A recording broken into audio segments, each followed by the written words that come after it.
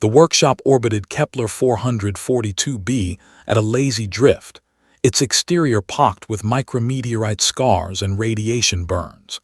Inside, Alex Reeves wiped grease from his hands onto a rag that had long ago surrendered to permanent staining. The quantum oscillator he'd been repairing hummed to life, its frequency stabilizing into the narrow band required for faster-than-light communication. "Finally," he muttered, setting down his plasma wrench. That's when the proximity alarm screamed. Alex's fingers flew across the holographic interface, pulling up external feeds. What he saw made his breath catch. A creature, no, an entity approached through the void. It was serpentine, easily 300 meters from snout to tail, its scales shimmering with what looked like embedded starlight. Solar wind caught on membrane wings that shouldn't exist in vacuum but somehow did, propelling it forward with impossible grace. A dragon, a goddamn space dragon. Alex had heard rumors in the outer colonies, whispers of ancient beings that traversed the cosmos, older than human civilization, perhaps older than humanity itself. Scientists called them the Dracona Stellaris, theoretical xenobiological entities that fed on exotic matter and radiation. Most dismissed them as spacer folklore. The dragon's massive head filled his viewport. Its eyes were twin galaxies, swirling with colors that had no names in any human language. When it spoke, the words bypassed his ears entirely, resonating directly in his consciousness. "Mechanic, I require sustenance. Your kind leaves, leftovers, radioactive waste, antimatter residue, such things." Alex's mind raced. The station's waste repository held maybe a month's worth of spent fusion cores and degraded antimatter containment cells. Standard protocol was to jettison them into the system's star every quarter. To a creature that fed on exotic particles, it would be table scraps. He could give the dragon what it asked for. It would leave. He'd have an incredible story nobody would believe.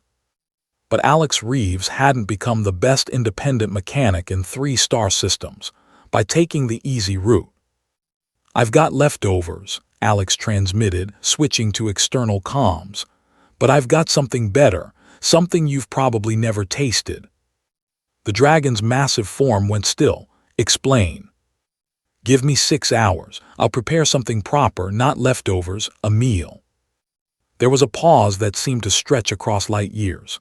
Then, "You intrigue me, small one. 6 hours, but disappoint me and I will consume your station's reactor instead."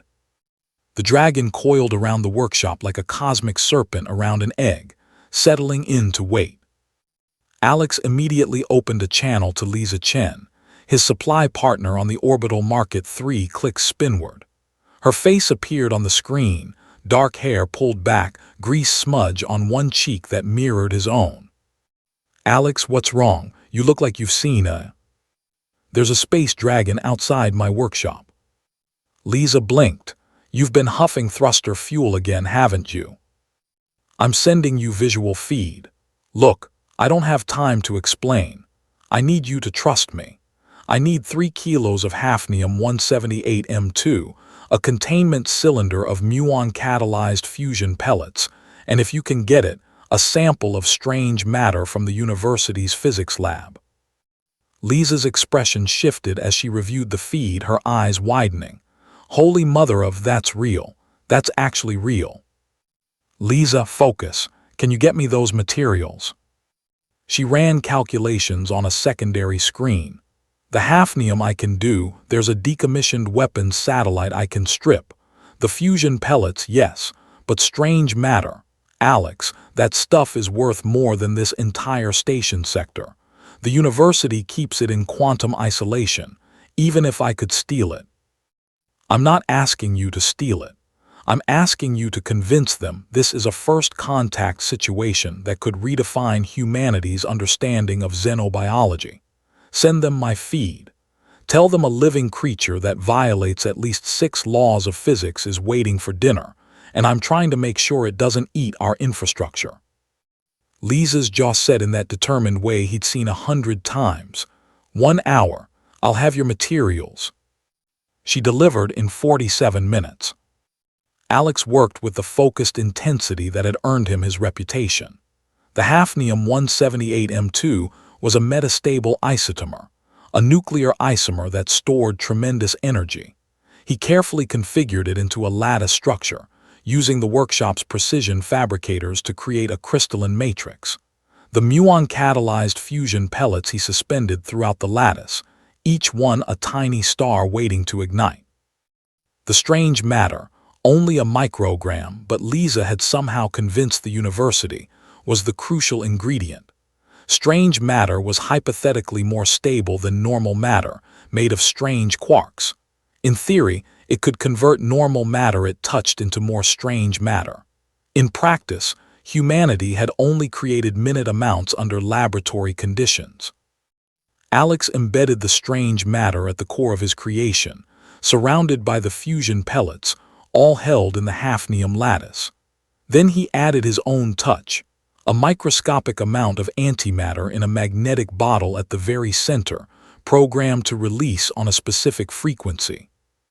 The result looked like a crystalline sphere the size of a basketball, glowing with internal light. It was beautiful. It was dangerous. It was completely unprecedented. "What exactly did you make?" Lisa asked over the comm, watching from her own station. "I'm calling it a Hawking delicacy," Alex said. "When consumed, the antimatter initiates a cascade.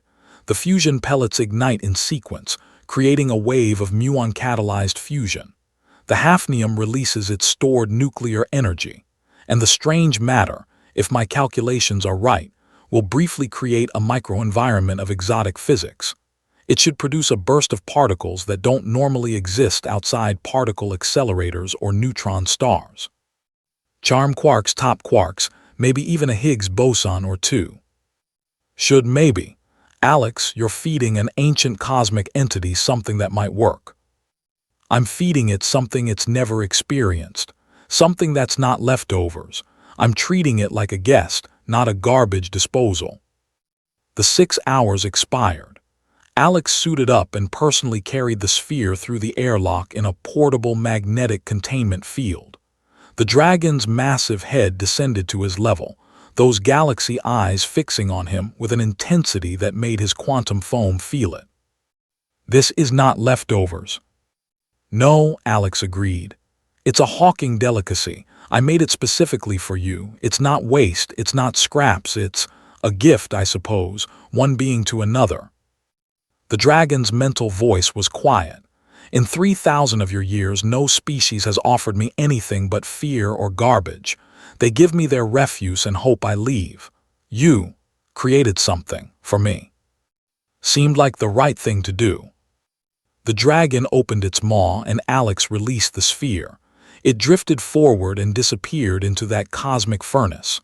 For a moment, nothing happened. Then the dragon's entire form lit up like a supernova.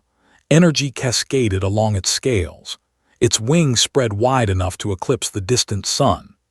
The exotic particles Alex had engineered were being consumed, and in that consumption, something beautiful emerged, colors that shouldn't exist, patterns of light that seemed to carry meaning beyond human comprehension. When it finally faded, the dragon looked different, more solid somehow, more real. "I have fed on radiation for eons, cosmic rays, stellar wind, the dying breaths of stars, but this complexity, this harmony of forces, this is not mere sustenance, this is cuisine. I'm glad you enjoyed it. What do you want in return, mechanic?" Alex hadn't thought that far ahead. Nothing. I just didn't want you to have leftovers." The dragon's laugh was the sound of pulsars singing. "Then I give you something freely. Knowledge. I have seen civilizations rise and fall. I have watched stars be born and die. Ask me one question and I will answer truly." Alex considered. He could ask about faster-than-light travel, about the nature of consciousness, about whether humanity would survive the next 1,000 years. Instead, he asked, "Are there others like you? Are you alone out here?" "There are 17 of us in this galaxy. We do not gather, for we are old and solitary. But no, I am not alone. And now neither are you. You have made the first friend I have had in millennia." The dragon uncoiled from around the workshop.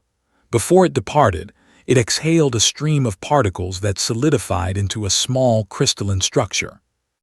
"My scale. It contains a fragment of my essence. Should you ever need me, break it and I will come. Farewell, Alex Reeves. You have reminded me that the universe still holds wonders." As the dragon disappeared into the cosmic dark, Lisa's voice crackled over the comm. "Alex, the university is losing its mind. Every telescope in the sector caught that energy signature. They're offering a blank check for your research data. You're going to be famous. Rich. Both."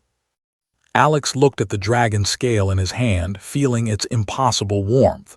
"Send them the basic specs. But Lisa, the recipe stays with us. Some things shouldn't be mass-produced." He returned to his workshop, to his oscillators and plasma wrenches, to the honest work of fixing broken things and making them whole.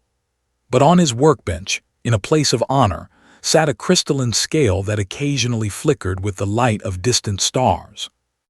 And sometimes, late in the station's night cycle, he'd look out at the cosmos and smile, knowing that somewhere out there, a dragon was telling others about the mechanic who treated him not as a threat or a garbage disposal, but as a guest worthy of something made with care.